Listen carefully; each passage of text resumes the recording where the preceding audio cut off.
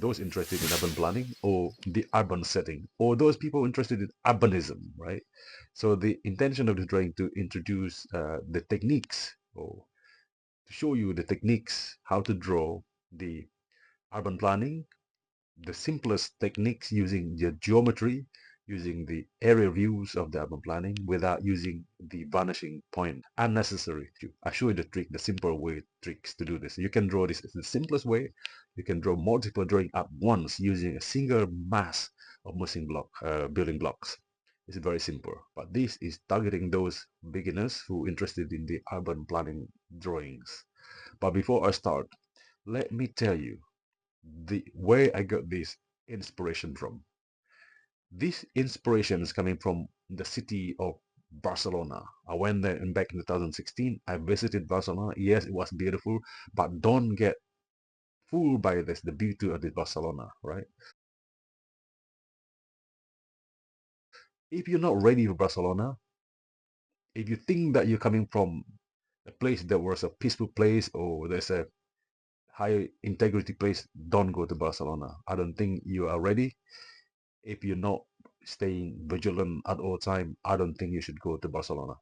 Your bag will be gone missing.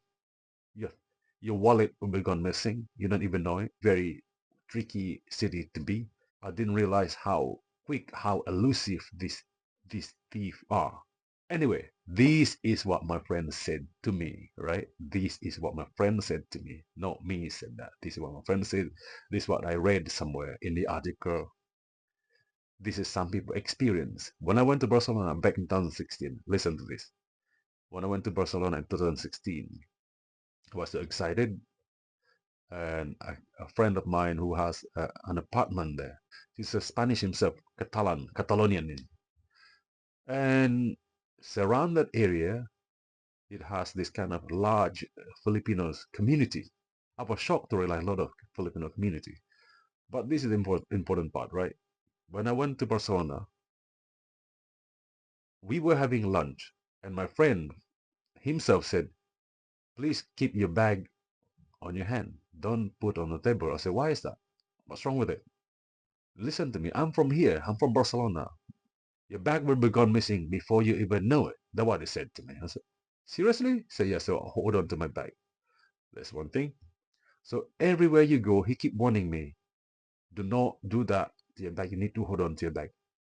But I realize thieving is happening everywhere. It could happen in London, here in London. But because he is Catalonian himself, he's Barcelona himself, so he was over precaution to taking care of me, to make sure that I'm not going to have a bad time. So that's the fact. In Barcelona is a beautiful place. Of course, there's something going on everywhere anyway. But the second thing is, what Barcelona people didn't like is this heat about what I read in the article is those foreigners, particularly they said about the British. British like to say, oh, Barcelona is so cheap. Don't say things like that. People don't like the idea you call them cheap is not because the place is cheap. The way they see it, you consider that cheap people, that they hate that. So don't think Barcelona is cheap. Now back to the city itself. If you go to Barcelona, you don't visit any of those buildings by Antonio Gaudi, you are considered never been to Barcelona. So then I went to uh, La Sagrada Family, which one the church by the last building by Anthony Gaudi before he died. Obviously, I visited one of his apartments, and within in the heart of Barcelona. Then I went to the La Sagrada Family. It's under construction. I know one of the longest building that's under construction from the beginning when Gaudi working on it until present moment, still under construction. This is the reason why I like to mention is because when I went to the top of the tower,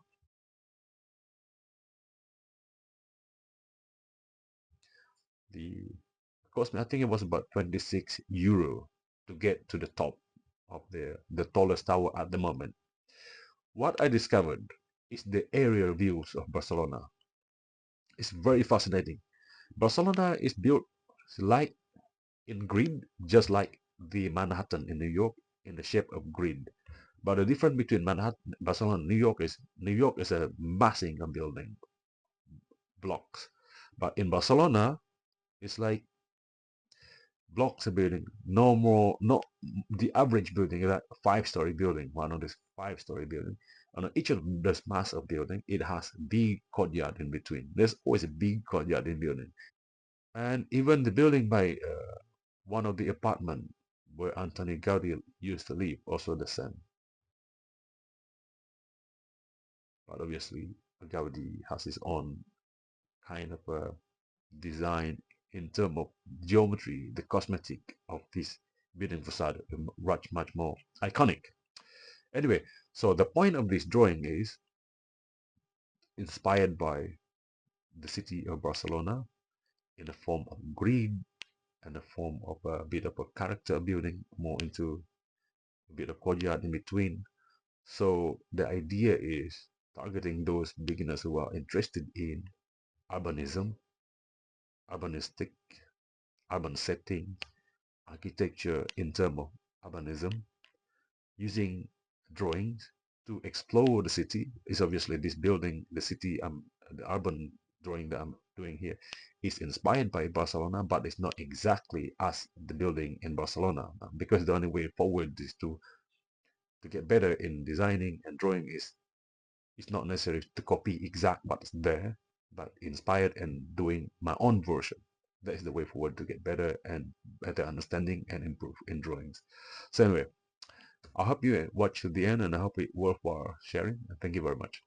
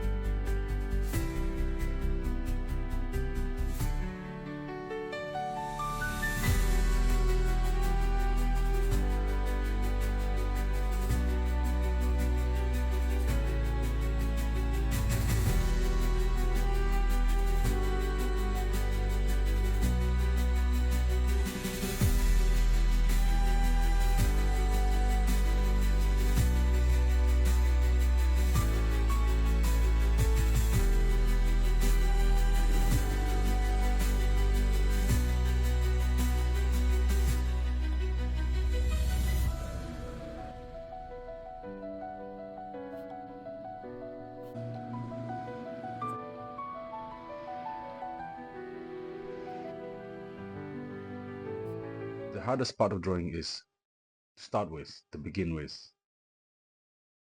As you know, as it's set up, then everything is there. You know what to do next. Then it's move. Then will be at the end of it, how to finish it. There's always feeling of incomplete, and I keep touching. If you're not careful, you end up distorting the drawings. Just like the pilot said the hardest part of being a pilot is when you're taking off to get off. When you're in the sky is fine, but the second hardest will be the landing. Always take off, taking off, and the landing. Like drawing, to set it up and to finish it, the hardest part.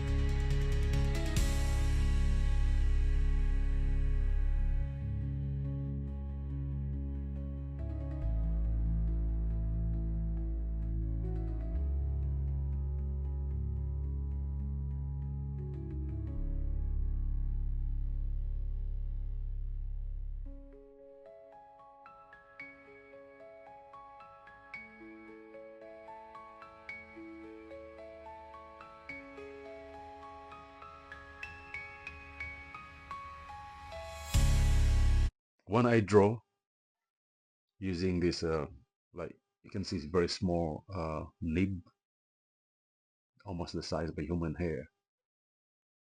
It is, to me, it is advised to use my hand like almost the end.